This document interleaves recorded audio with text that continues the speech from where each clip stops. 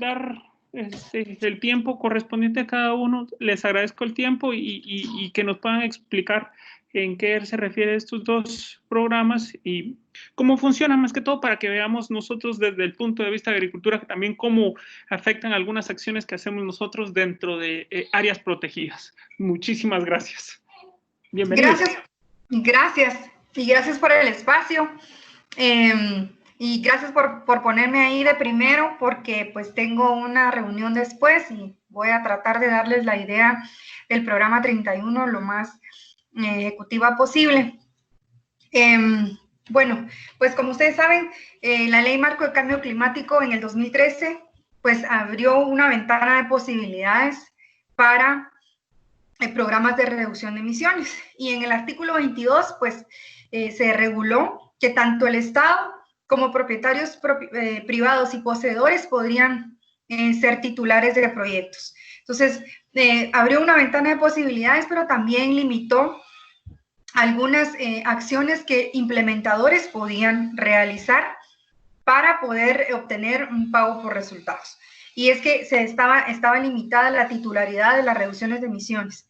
Entonces, pues como CONAP, en conjunto con algunas concesiones comunitarias en la Reserva de la Biosfera Maya, específicamente en la ZUM, ya se venía implementando un proyecto de mitigación muchos años atrás. Hoy día llevan ya este proyecto Guatecarbon ya más de 15 años. Entonces, en el 2013, cuando sale esta ley, nos quedamos analizando y pensando cómo podíamos emitir una normativa que financiara esas actividades. Y desde esa fecha, pues, empezamos como CONAP a trabajar en esto. Pues ahora en el decreto 20-2020, la ampliación del presupuesto, se aclara el artículo 22 y nos deja una ventana adicional de posibilidades para implementadores en campo, que es precisamente a lo que se refiere RED, ¿verdad? Que puedes, las personas que implementan actividades en campo son las que pueden tener acceso a pagos por resultados. Entonces, como CONAP empezamos a evaluar quiénes son nuestros implementadores en campo, y en efecto el CONAP desde hace muchos años ha venido implementando acciones en conjunto con los aliados en la conservación en las unidades de manejo del CONAP, en todas las categorías de manejo, desde parques nacionales hasta reservas naturales privadas y parques regionales municipales. Entonces, de ahí viene la idea de hacer este normativo para financiar el programa 31. Perdón. Y solo voy a poder vibrar esto. Entonces, un equipo de trabajo empieza, liderado también por Mariana, empieza a evaluar esta red programática que tiene el CONAP, y les voy a compartir, yo creo que sí puedo aquí. Si puedo compartir, no sé si pueden ver en su pantalla. ¿Pueden ver ahí? Aún no, Leticia. Aún no. Aún no lo vemos. El gusto de ver a Aventura tengo yo. ¿Pueden darme la autorización para compartir pantalla? Sí, mira, en la parte de abajo vas a ver un link que aparece con una flecha hacia arriba, ¿sí? Compartir. Y ahí le puedes dar a compartir tu escritorio. Y ahí puedes, exacto. Perfecto. ¿Ahí está? Perfecto, sí, ya te vemos. Listo. Ok, gracias. Bien, entonces empezamos a evaluar como CONAP qué herramientas estábamos implementando en campo. Y es que el reglamento de la Ley de Áreas Protegidas nos faculta para desarrollar algunos modelos de manejo, le llama el reglamento de la ley. Entonces, entre ellos este es nuestro marco jurídico, ¿verdad? El reglamento de la Ley de Áreas Protegidas, la política de administración conjunta y gestión compartida del SIGAP, en donde empezó la idea de poder implementar otras acciones de manejo dentro del SIGAP. Puntualmente, este reglamento nos permitió poder continuar esas acciones de manejo y de alguna manera financiar de forma complementaria las acciones que los aliados en la conservación están haciendo en campo. ¿Qué se está haciendo hoy en las unidades de manejo? Pues hay modelos de coadministración de áreas protegidas, ¿verdad? En donde un aliado estratégico, a través de un convenio con el CONAP, realiza acciones que reducen emisiones. No están vinculadas directamente a la reducción de emisiones, que antes de la aclaración del artículo 22 no podían tener acceso a ese pago por resultados, pero posteriormente ya con esta calidad que ellos tienen de un vínculo jurídico, como lo es el convenio, hacer acciones en campo de reducción de emisiones, ya pueden entrar a este programa. Y no solo coadministradores, sino también gestores, que es un nuevo modelo que se llama gestión compartida, y es muy innovador porque no solo es dentro del SIGAP, sino que también puede ser en áreas de importancia para la conservación de la diversidad biológica. Áreas que han recibido un manejo y que pueden estar dentro o fuera del SIGAP. Es un poco innovador y es un poco difícil también de interpretar porque pues ustedes pensarán, bueno, pero el CONAP solo tiene competencia en SIGAP, ¿verdad? Pero también nuestra ley nos permite poder manejar diversidad biológica. Y si hay áreas fuera de SIGAP que tienen diversidad biológica o especímenes que son considerados en LEA, especies o especímenes que están considerados en el listado de especies amenazadas de Guatemala, pues también CONAP tiene competencia legal ahí. Entonces, y luego, por último, la red programática del CONAP, que se llama Programa 31, que ahorita me explicaba Mariano, que esta red programática es la misma que tienen muchas instituciones, pero cada una es específica según la función y competencia de cada institución. En el caso del CONAP, pues, es el producto es el número, el subproducto es el nombre, que es dirección y coordinación del SIGAP.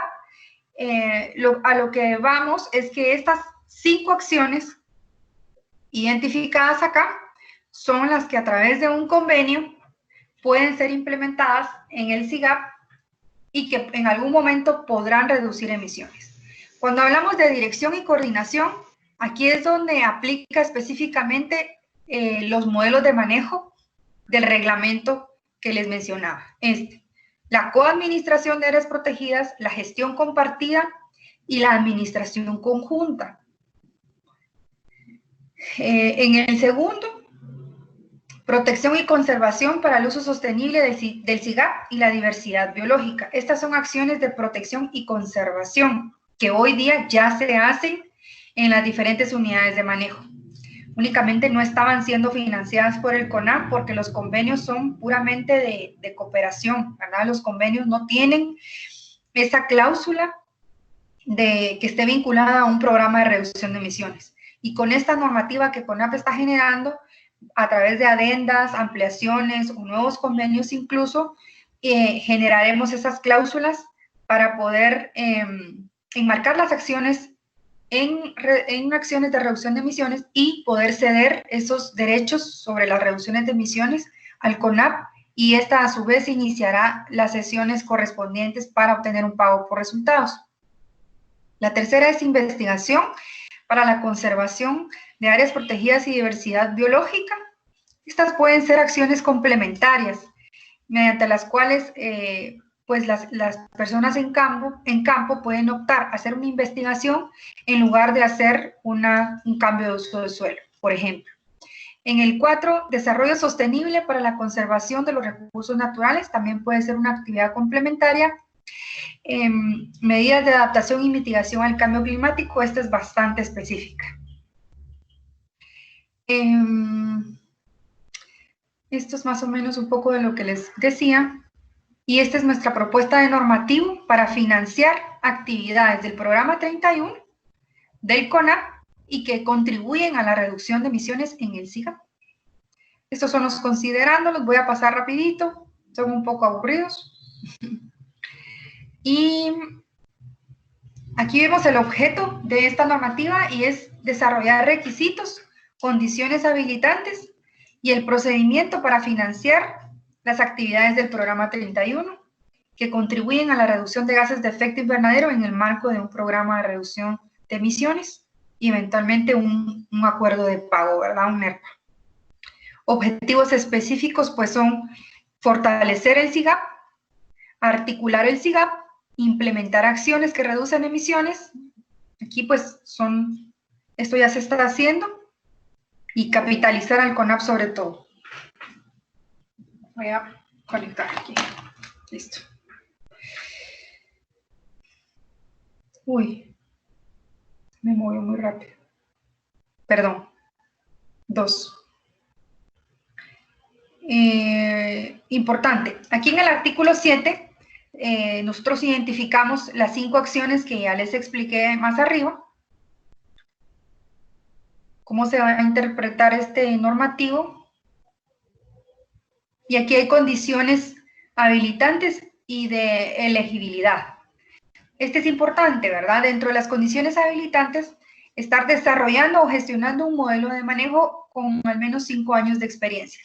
Esto nos va a permitir que los aliados en la conservación ya manejen bien el área, la conozcan, y esto nos va a dar cierta estabilidad para el programa de reducción de emisiones, ¿verdad? De preferencia vamos a agarrar unidades de manejo que ya se estén gestionando. Vincular las actividades con el programa 31, estar alineados con procesos nacionales. Esto lo vamos a resolver a través de una adenda al convenio, en donde se haya una aceptación expresa de las condiciones de este programa. Y esta es importante, deben de ser áreas mayores a 500 hectáreas para que sea pues algo significativo para el programa, y lograr ese 2% que nos exige el programa. Entre otras condiciones de elegibilidad, acreditar la capacidad de inversión. Sabemos que para hacer acciones de reducción de emisiones deben de haber inversiones iniciales para poder pues tener una sostenibilidad en el tiempo. Proponer un plan de distribución de beneficios, presentar un POA acorde a planes maestros. Esto es importante, con los planes maestros no tenemos mayor problema porque todas las acciones que reducen emisiones, todas están permitidas en un plan maestro. Son básicamente las 5 acciones del programa 31 que ya hemos identificado. Aquí están los modelos de manejo en el artículo 12, administración, coadministración, concesionarios, arrendamientos, gestión compartida. Ojo, aquí también entran los concesionarios. Ellos tienen su propio mecanismo a través de su unidad ejecutora para la parte financiera, pero lo importante es que esto habilite también ese modelo de manejo.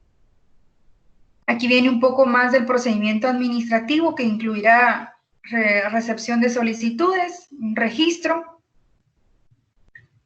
y un seguimiento y evaluación.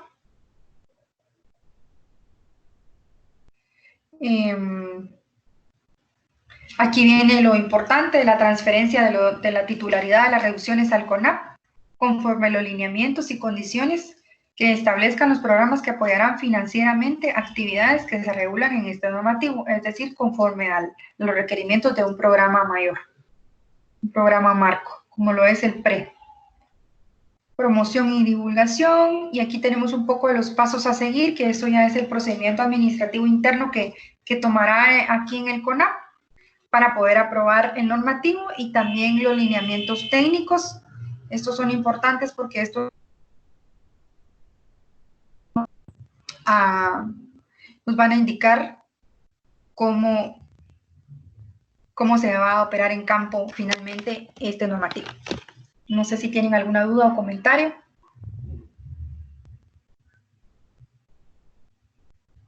Muchas gracias, licenciada.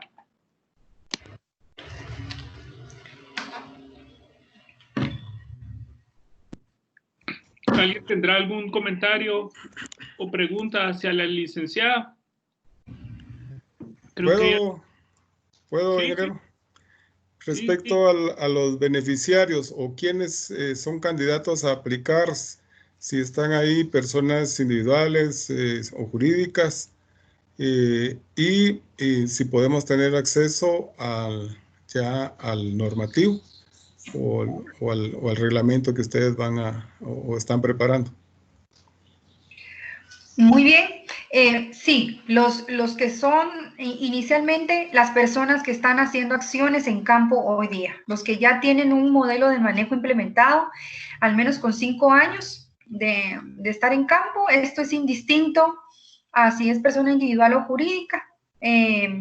Tenemos esa ventaja que ya hay expedientes iniciados en CONAP, no vamos a pedir nada desde cero, únicamente pediríamos actualización de alguna representación legal, sería lo único, porque ya hay expedientes de estos administradores, ¿verdad?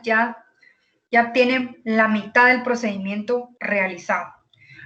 Únicamente sería un arreglo contractual entre el que está implementando acciones en campo y el CONAP para vincularlo al programa de reducción de emisiones. Ellos son los que son los potenciales, que están desarrollando acciones en campo por más de 5 años, que tienen áreas de más de 500 hectáreas, únicamente. En resumen, ¿verdad? En cuanto al acceso al normativo, ahorita estamos trabajando ya la versión final, todavía nos faltan algunos puntos, pero está ya casi listo el borrador. Creo que en calidad de borrador se les puede compartir, si lo quieren revisar, siempre con la aclaración que no es una versión final. Aprobada. Muchas gracias. Licenciada. Gracias por su pregunta, ingeniero Saúl. ¿Alguien más? Licenciada, buenas tardes. Buenas tardes. Sí, ¿cómo tienen prevista la participación de las áreas y territorios indígenas? Mucho gusto. Como le decía, únicamente vamos a empezar con unidades de manejo que están implementando acciones en campo. Es decir, si hay una comunidad o hay un grupo de personas que ya están implementando un modelo de manejo, esto es indistinto.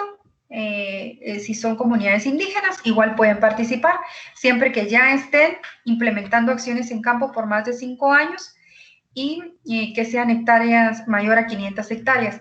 Mariano, entiendo que en resumen esto es. Creo que en el normativo incluimos posibilidad de nuevos modelos de manejo o lo dejamos con...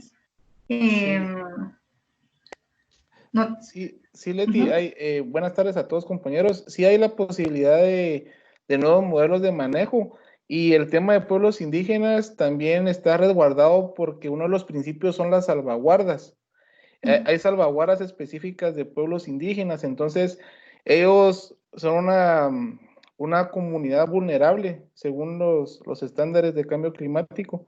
Entonces van a estar participando, pero como bien decía la licenciada Leti, al inicio el CONAP tiene que darle prioridad a aquellos que ya están haciendo acciones, porque para ellos adaptarse, como decía la licenciada, ya tienen procesos administrativos internos ya adelantados, entonces para ellos va a ser mucho más fácil que para alguien nuevo, ¿verdad? Entonces, estas son las dos posibilidades, pero CONAP cree que es más fácil para los que ya están implementando acciones.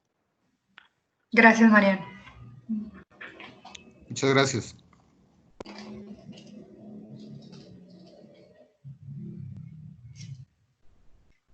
Gracias, Héctor, por tu pregunta. Y Mariano. ¿Alguien más?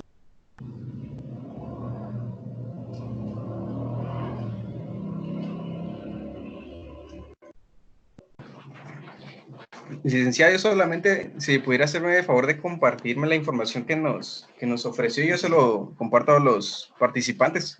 Ahí le dejé mi correo en el chat. Héctor es el que manda las convocatorias. Ok. Muy bien, ahora se lo comparto. Muchísimas gracias por el espacio y ahí estamos a la orden. Un gusto saludarlos y un gusto saludar al ingeniero Martín, y me retiro. Muchas gracias, licenciada, gusto de verla, ahí siempre con cuidado. Igualmente, hasta luego, gracias a todos. Muchas gracias. Gracias, licenciada. Gracias. Mariano, es tu turno. Muchas gracias. Ok, voy a compartir mi pantalla. ¿Me cuentan si la pueden ver? Ya. Listo, Mariano. Ok. Entonces, yo voy a exponer en esta ocasión el proyecto Guatecarbon. Entonces, quiero comentarles de un poco lo que decía la licenciada, surge de algo que es básico, pero que esos principios son los que al final hacen grandes proyectos. En el tema de cambio climático hay dos grandes ejes que trabajamos como estrategias para responder a la vulnerabilidad de nuestro país. Y uno de esos ejes es la mitigación y el otro es adaptación. Y la mitigación regularmente tratamos de mitigar las causas que producen gases que calientan el planeta Tierra, y la adaptación tratamos de luchar con los impactos. Y todo esto suena bonito, pero cuando estábamos haciendo el normativo o estos proyectos de reducción de emisiones, no puede ser o estrategias si no se equiparan financieramente para que sean atractivos. Ese fue uno de los conceptos que al menos yo traté de impulsar con la licenciada y con otras personas dentro de CONAP, que tratáramos de equiparar las respuestas al cambio climático a la parte financiera. Y más que todo porque el rumbo de las políticas internacionales y nacionales de cambio climático tienen tres ejes. Siempre está el de mitigación, el de adaptación, pero también está el financiero, que son los flujos que tenemos que ponerle mucho ojo. ¿Verdad? Yo sé que ustedes en el MAGA tienen muchas actividades que vienen a apoyar flujos financieros. Y como CONAP también necesitábamos un instrumento que apoyara y hiciera de igual manera importante la mitigación o la parte financiera. Y esto nosotros lo vemos reflejado en las contribuciones que Guatemala se propuso para reducir emisiones a nivel internacional. Guatemala dijo, yo voy a reducir un 11% de mis emisiones al 2030, pero si ustedes quieren que yo realmente haga algo significativo, necesito dinero, necesito una propuesta condicionada donde yo pueda tener fondos públicos o privados para poder hacer acciones de mitigación. Y justamente eso es lo que el CONAP está impulsando ahora. Nosotros somos un país que no somos emisor. Nosotros deberíamos de hacer acciones de adaptación, pero en todo caso, si nosotros queremos hacer acciones de impacto, de cambio climático, necesitamos un buen flujo financiero. Y el flujo financiero a nivel mundial, pues aparentemente es bastante grande en temas de cambio climático. Se habla de 550,000 millones de dólares al año. El ingeniero Martín Leal seguramente conoce, y también imagino que les ha comentado de que está el Fondo Verde del Clima, hay varias iniciativas que Guatemala está trabajando ahorita para aterrizar estos flujos financieros. Y uno de esos métodos estratégicos de país para aterrizar la parte financiera con acciones de mitigación es el mecanismo Red+, que algunos han considerado este mecanismo como un mecanismo, la verdad, las cosas no muy positivo, porque es una iniciativa que lleva más de 10 años en el país y que no se ha visto resultados, digamos, desde la parte financiera, como para poder decir que realmente es funcional.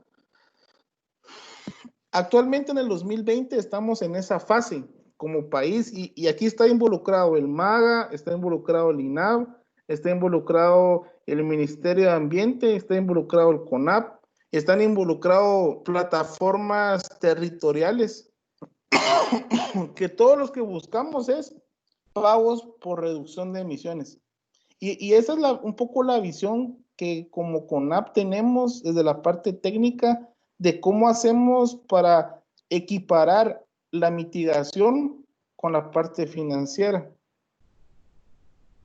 Y en el caso del CONAP y del Sistema Guatemalteco de Áreas Protegidas, pues tenemos un alto potencial para reducir emisiones, pero también un alto potencial para recibir financiamiento climático. Entonces, mi persona desde la parte técnica analizó la cobertura forestal dentro de áreas protegidas es del 51%. Estamos hablando de más de casi 2 millones de hectáreas de bosque están dentro de áreas protegidas. Representamos más o menos el 31 o 30% del territorio nacional. Entonces, a nosotros nos hace sentido pensar que el cambio climático y las acciones de mitigación pueden tener impacto en áreas protegidas, pero vuelvo a resaltar, y disculpen que sea repetitivo, necesitábamos meterle la parte financiera, porque si no, no es funcional. Y esa parte financiera tiene que llegar al territorio. Y eso nos lleva a nosotros a algunas iniciativas dentro de áreas protegidas. ¿Me pueden confirmar si están viendo el mapa, por favor? Sí, Mariano. Ok, si ustedes pueden ver el mapa, los que están en color morado o un poco lila, son 3 proyectos que están dentro de áreas protegidas enormes de reducción de emisiones. Por ejemplo, el que ustedes pueden encontrar en la parte de Izabal, no todo es en áreas protegidas, pero sí hay tierras nacionales. Es un proyecto que se llama Costa de la Conservación, que lo lidera Fundaeco, que lleva ya un proceso de compra y venta de unidades verificadas de carbono.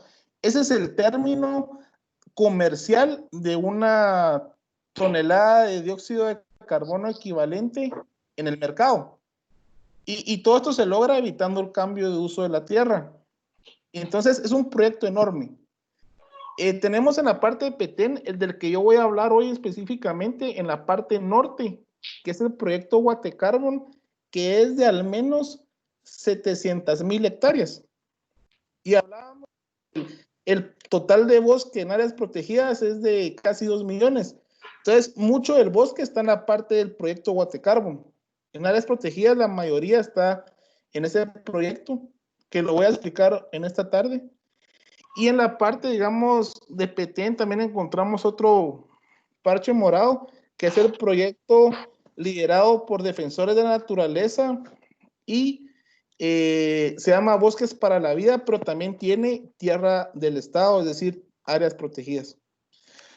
Después en la parte del medio encontramos polígonos amarillos y un morado, que son iniciativas que se están creando ahorita a nivel nacional de reducción de emisiones. También, digamos, dentro de áreas protegidas se esperan financiamientos climáticos interesantes a partir del año que viene. Hay un proyecto que se llama Proyecto de Inversión Forestal. También está el MAGA, está el CONAP, está el INAV y está el Ministerio de Ambiente, donde podemos ver la distribución geográfica de 47 municipios priorizados, donde se espera invertir 24 millones de dólares. Un 73% de eso es préstamo. Y otra cosa importante para reducir emisiones es de que como estructura administrativa, pues tanto el MAGA, que está en color verde en el mapa, los circulitos, el CONAP, el INAV y el Ministerio de Ambiente, tenemos presencia, pues podríamos decir, en todo el territorio. Y eso nos hace pensar de que si podemos hacer trabajos en conjunto.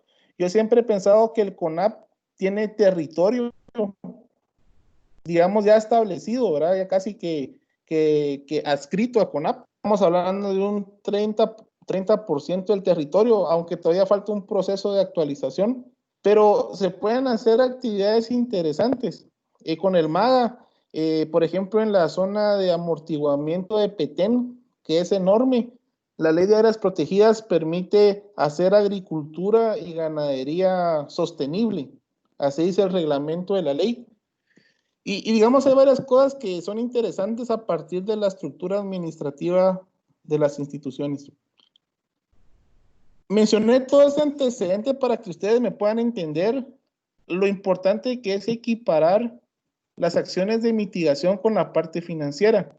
Y a pesar de que estemos organizados, si no hay flujo financiero, pues los proyectos son bonitos, pero no, digamos, no tienen credibilidad. Y aparte de eso, pues se puede llegar a pensar, en vez de tener un bosque, voy a hacer otra actividad por el costo de oportunidad.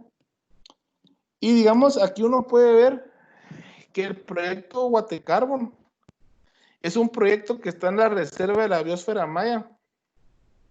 Como datos importantes, la reserva de la biosfera maya representa el 20% de la superficie del país y el 60% del sistema guatemalteco de áreas protegidas. Es decir, esta área para el CONAP es prioritaria, al igual que para el país, ya que representa un 20%.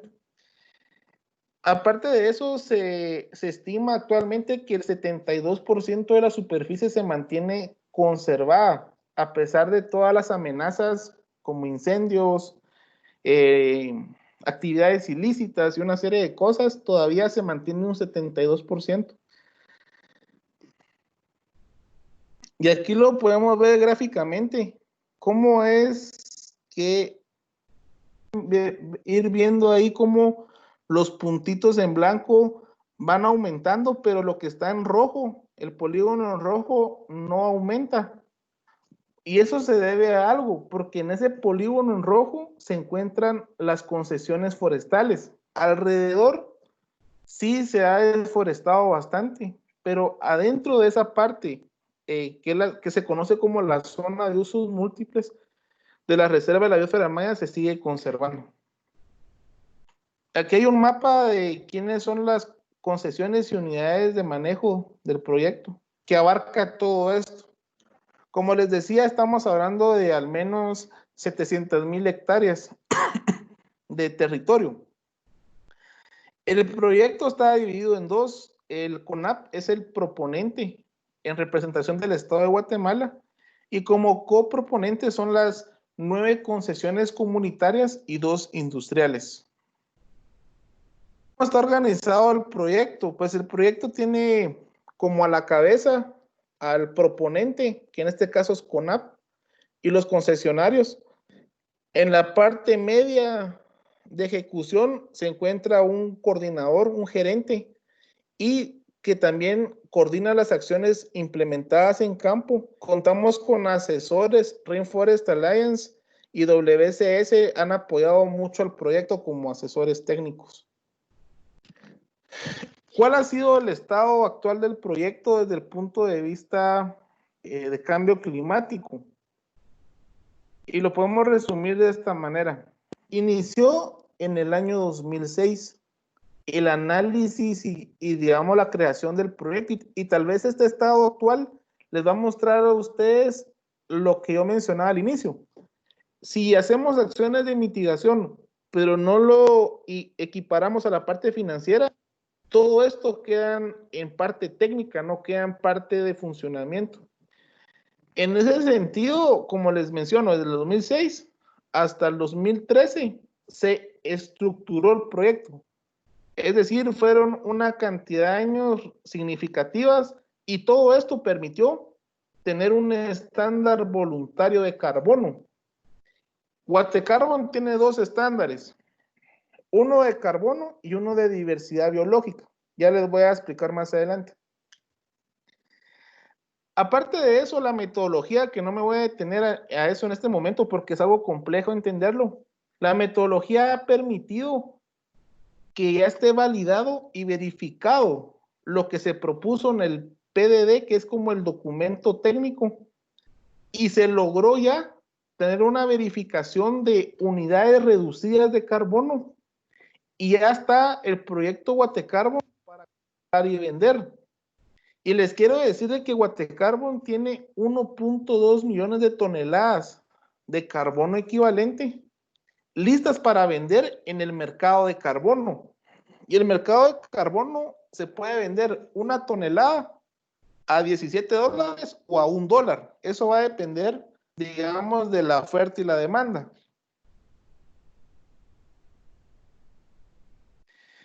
Otra cosa importante de Guatecarbon es de que tiene un potencial de reducir 37 millones de toneladas de aquí a los próximos 30 años. Y eso, si uno lo multiplica por $5, uno se puede dar cuenta más o menos de cuántos millones de dólares en temas de cambio climático tiene potencial esta área. Aparte, digamos, el proyecto a nivel de diversidad biológica, como les mencioné, un estándar de oro, este proyecto donde conserva algunas especies importantes. Por ejemplo, el 71% de las especies de aves de Guatemala lo conserva este proyecto. El 64% de mamíferos de Guatemala lo conserva este proyecto. Y así tiene datos interesantes de diversidad biológica. ¿Cuáles son las oportunidades que miramos? Sobre todo es mejorar la parte social con el tema de cambio climático y mejorar la producción. Allá en la Reserva de Biosfera Maya, la producción de cadenas de valor de madera y especies no maderables es altísimo. Ahí está el cedro, la caoba. Y digamos, el principio de una concesión es el manejo sostenible, pero tenemos que ampliar las cadenas de valor para que haya mayor ingreso y mejoras en la parte social. Algunos logros de este proyecto, ese, como les decía, ya tiene un estándar que se llama CCB, que es un estándar que mezcla la parte de cambio climático y diversidad biológica. Aparte, la empresa española AENOR ya verificó que todo está bien. El proyecto ya tiene subido su cosecha de 1.2 millones de toneladas de dióxido de carbono en una plataforma que se llama Market, que es donde uno puede ver el mercado de carbono. Y muchos países se interesan en Guatecarbon. Ahí tenemos los estándares. Ahí podemos ver algunas fotos de las reuniones que se han tenido para esta verificación y validación. Perdón. Y aparte de eso, contamos ya con una página web que ustedes la pueden visitar para mayores, digamos, para tener una mejor percepción del proyecto.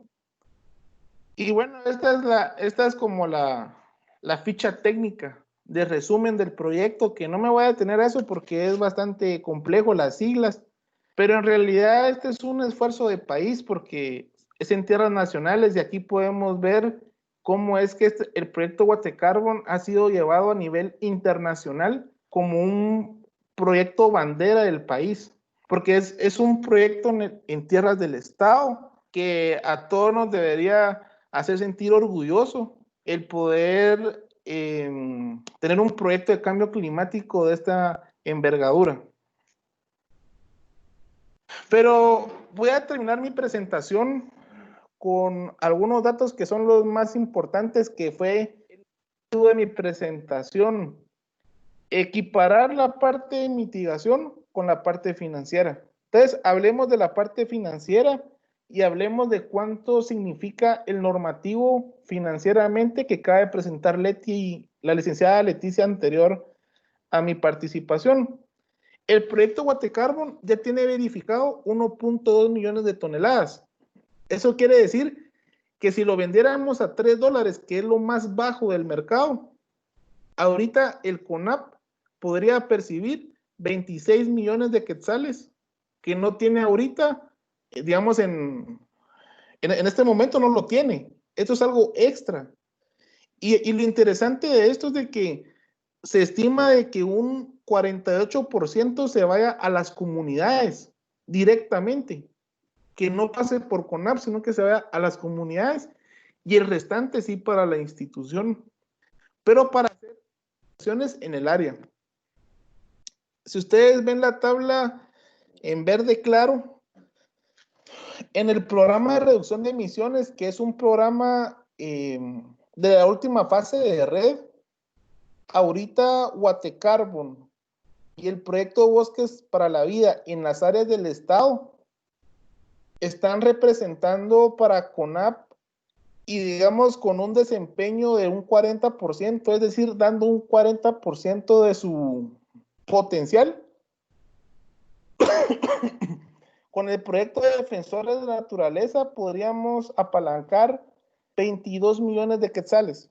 Con el proyecto Guatecarbon, 55 millones de quetzales.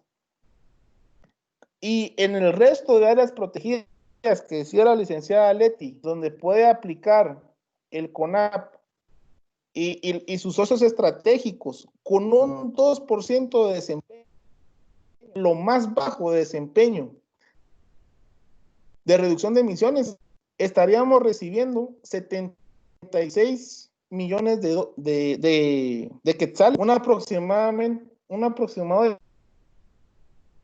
de 15 con un 2% de desempeño, que se traduce en lo siguiente: en menos de 5 esperamos ingresar un monto total de 180 millones de quetzales, pero el 80% de eso no va a ingresar al CONAP, sino que el 80% va a ir para los que hacen acciones en campo. Para CONAP se va a ir el 20% de esos 180 millones de quetzales, que serían 118 millones. El CONAP se viene grandemente, pero el técnico con el que yo traté de enfocar el normativo es que el CONAP sea una institución hábil del proceso y que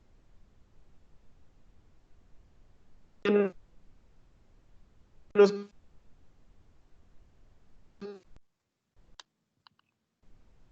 Perdón, que no sé si les entrecorta lo que... Sí, yo también, yo lo estoy recibiendo cortado. Quizás sería bueno que pudiera repetir lo último. Pensé que era con mi computadora.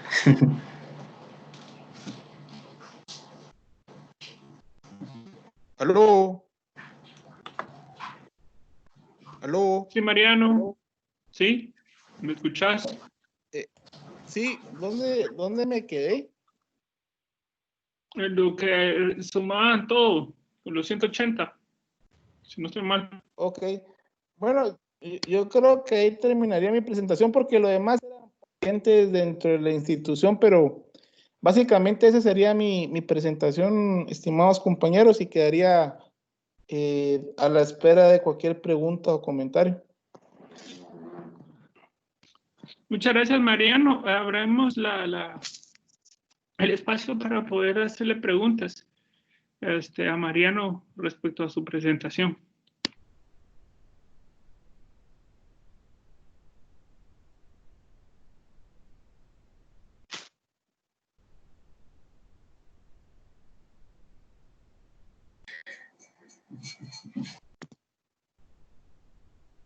Saluda Héctor de Cambio Climático, ¿de quién más?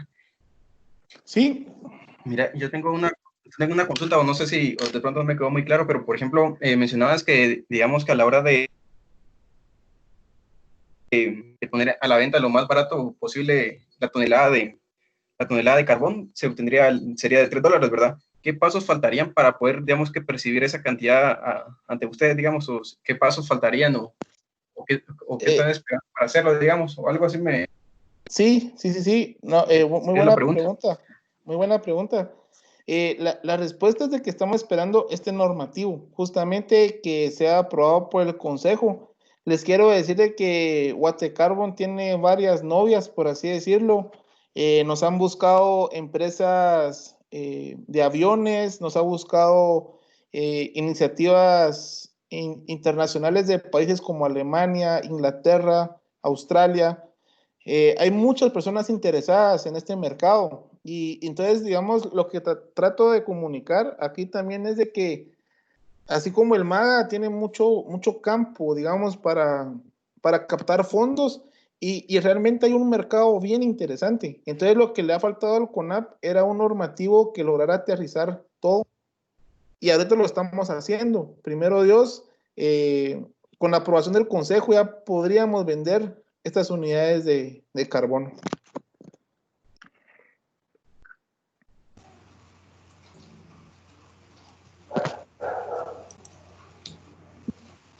¿Alguien más que quiera hacer preguntas?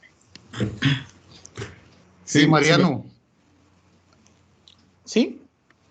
Cedo la palabra ahí. Muy bien, muchas gracias. Saúl Campos.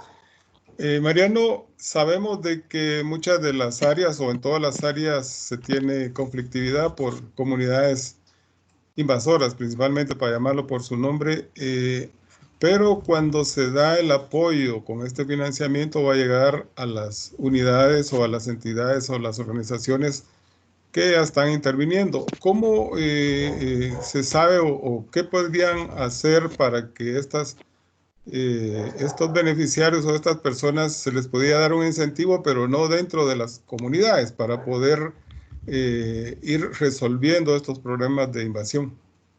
Claro, buena pregunta.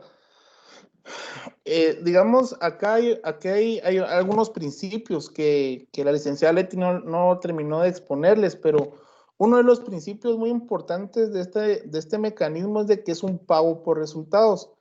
Y le tenemos que explicar a las personas de que si no hay resultados, no hay pagos.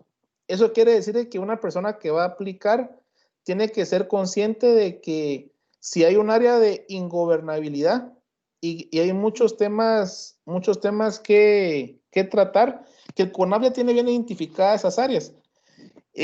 Por eso es que pedíamos 5 años de estar en un lugar, porque entonces eso va a garantizar de que si hay conflictos, va a ser difícil que aplique, aunque tenga 5 años, porque no va a poder cumplir las salvaguardas y un pago por resultados, porque nosotros hemos dicho en el normativo que el CONAP no se responsabiliza por pagar, sino que nosotros solo somos una entidad que habilita el proceso, porque el pago viene del Ministerio de Finanzas.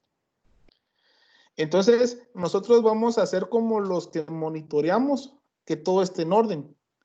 Y tenemos que ser muy claro con las personas y decirle, mire, si no hay gobernabilidad, va a ser muy difícil que reciba pagos por resultados cuando monitoreemos, porque no va a poder, digamos, garantizar el proceso. Muy bien.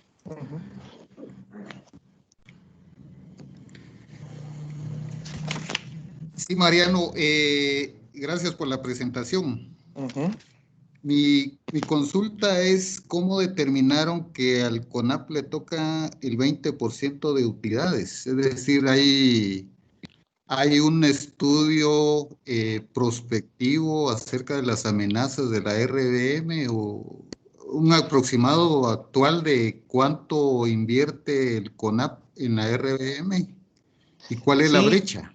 Es decir, ese 20% nos ayudaría a estabilizar la RBM ante todas las amenazas que ahorita tiene. Sí, justamente les voy a comentar, el 20% sí está justificado en cuánto nos ha costado históricamente monitorear, cuánto nos ha costado hacer control y vigilancia y cuánto nos ha costado, digamos, hacer cierta parte administrativa dentro de CONAP. Pero la idea es de que, digamos, cuando una institución aplique, digamos, no solo, porque este proyecto no solo es para Petén, sino que es para todo el país. La idea es de que cuando ellos apliquen, tienen que hacer un plan de distribución de beneficios, porque ellos van a recibir el 80%. Entonces, ese 80% del territorio debería de, digamos, casi resolver gran parte de los desafíos y retos de un lugar. Y el CONAP lo que tiene que hacer es ser una entidad, como dice su ley, administradora. Entonces, digamos, ese 20%, sí hay un estudio que dice que para administrar bien un área, tenemos que hacer monitoreo y otra serie de actividades que justifican ese 20%, pero digamos, aquí el principio es que nosotros queremos no delegar, pero sí queremos terciarizar, digamos, un área protegida para ser más eficientes, que ese 80% lo utilicen bastante bien en el área.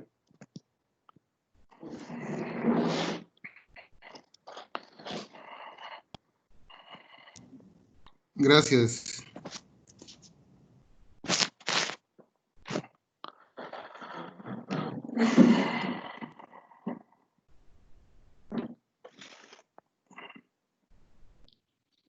¿Alguna otra pregunta?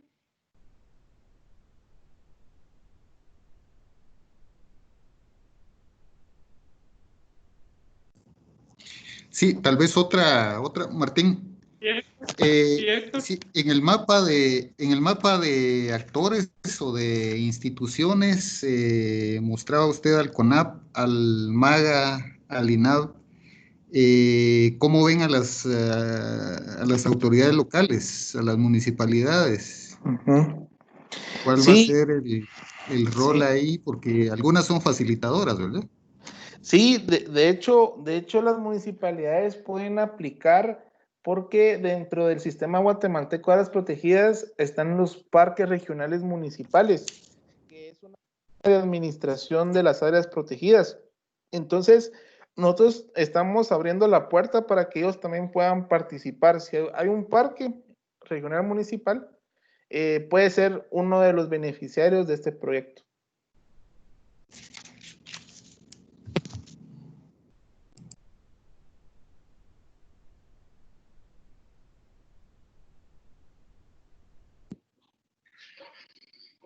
¿Alguien más? Sí, si me permiten. Sí, Lique Edgar, por favor. Bueno, sí, entiendo yo que las emisiones son generadas principalmente digamos, esa es la motivación, ¿verdad? Por las actividades que tienen beneficios económicos. Realmente, el pago, digamos, para lograr tener éxito, para que este programa llegue a tener éxito, tendría que ser que realmente desincentive, un monto que realmente desincentive las actividades estas que han generado, las emisiones.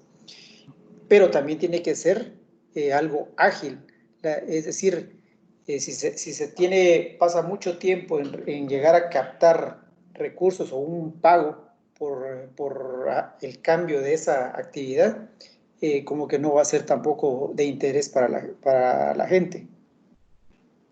No sé si estoy bien en ese concepto. Sí, no, perfectamente correcto, Edgar. Esa es una de las ventajas de este normativo, que lo que estamos tratando de hacer es en base al decreto 20-2020 que fue este año. La idea es de que el Ministerio de Finanzas Públicas transfiera directamente al territorio. Es decir, que no pase por CONAP. Un poco el principio de los incentivos fiscales. Porque nosotros sabemos perfectamente de que si el dinero no llega, ¿qué es lo que ha pasado en Guatecarbon? Pero ahí es otro modelo, ¿va? Pero porque hay concesiones que hacen de que su mismo contrato no deforesten. Pero si no hubiera, digamos, un contrato de por medio, seguramente el bosque estaría en un proceso de deforestación porque no se ha vendido nada allá en Guatecarbon. Entonces, precisamente es eso. Y por eso yo decía en mi presentación que necesitamos equiparar, o sea, darle el mismo valor a formular un proyecto de mitigación como que ese mismo proyecto lleve financiamiento al área. Si no, no tiene sentido. Entonces, por eso es que este normativo plantea 3 pagos. 3 pagos, digamos, en esos 5 años. Y esos 3 pagos va a depender mucho de nuestra agilidad como institución, va a depender mucho de la agilidad de las personas en campo para hacer reportes y va a depender del Ministerio de Finanzas Públicas, pero nosotros sabemos nuestras debilidades, pero también tenemos que ser positivos de que esto va a ser un proyecto, que esto va a ser ágil, eso esperamos nosotros. Muchas gracias.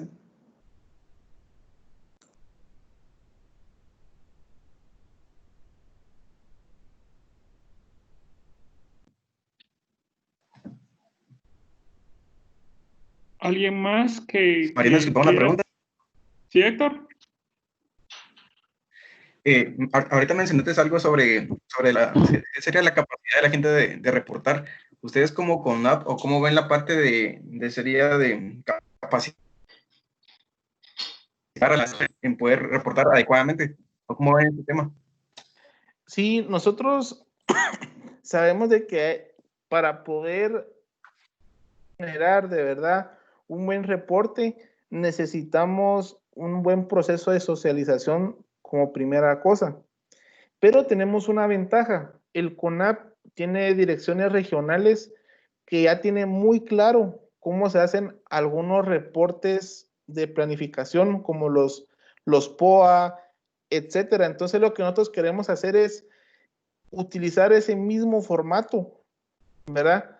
Y solo modificarle algunas cosas, porque las actividades que estas personas van a hacer no son, digamos, algo nuevo, sino que son actividades que ya vienen haciendo, solamente que ahora las van a separar, por decirlo algo, las van a poner en amarillo, por decir algo, solo que para que ustedes me puedan comprender la idea. Tienen una lista de 10 actividades que reportan al CONAP y ahora de esas 10, 5 lo van a poner en color amarillo para que las monitoreemos específicamente para el tema de carbono. Entonces nosotros creemos de que eso va a facilitar la escalada de los reportes que van a tener que hacer las personas. Muy bien. Una pregunta, Mariano, y de repente sirve para aclarar.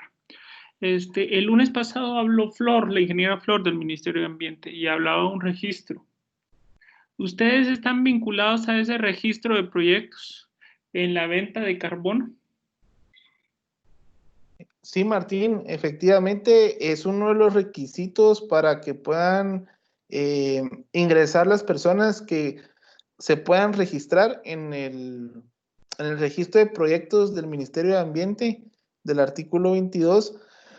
Y como CONAP vamos a llevar no un registro, sino que lo que vamos a llevar es una base de datos para no hacer doble esfuerzo. Entonces, uno de los requisitos va a ser de que el Ministerio de Ambiente va a extender, no estoy seguro, va a ser un certificado, va a ser una resolución, y esa resolución la tienen que presentar a CONAP y ya nosotros lo ingresamos a nuestra base de datos como un proyecto de CONAP. Pero el registro verdadero y nacional va a ser el del Ministerio de Ambiente. Muchas gracias por tu aclaración.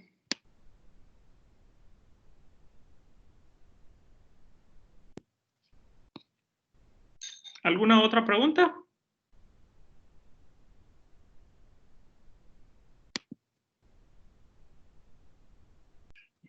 Bueno, si no es así, parece que has dejado muy bien, y junto con la licenciada Leticia, lo de las presentaciones que han hecho. Muchas gracias. Muchas gracias a todos. Jesús, ¿tú quisieras unas palabras? No, solamente, pues, Martín, agradecerles a todos por la participación dentro de esta iniciativa que tenemos conjunta. Y si te parece bien, aprovechar para invitarlos al diálogo de la próxima semana, que tenemos programado al momento. Nos van a estar hablando sobre materiales promisorios de maíz para Guatemala, tolerantes a estrés climático. Y en este diálogo nos va a estar apoyando el doctor Félix San Vicente del Centro Internacional para el Mejoramiento del Maíz y el Trigo, CIMIT, que está acá en México. Y también nos va a estar hablando el doctor Héctor Hernández del ICTA, quien es la persona que trabaja en mejoramiento acá en el Centro de Investigación Nacional. Entonces, solamente pues quería eso, invitarlos a este próximo diálogo. Va a ser muy importante. Como ustedes saben, pues el maíz es uno de los cultivos principales de la dieta de los guatemaltecos. Entonces, creo que es un tema de interés también para todos. Muy bien, muchas gracias. Ya lo han oído. Están cordialmente invitados a todos los compañeros de que podamos recibir en los correos. Los que no han tenido todavía los correos y se han hecho la inscripción, hemos cambiado la modalidad de poder recibir el link, porque nosotros también estamos interesados en poder monitorear a qué personas estamos llegando con estos diálogos. Entonces, es por eso que ahora hemos pedido un prerequisito básico para poder tener una información, y les agradezco a los que han llenado esa preinscripción. Entonces, Mariano, ingeniero Mariano Martínez, muchísimas gracias por haber compartido esta valiosa información ya se dan cuenta de que tenemos un gran potencial de venta de carbono.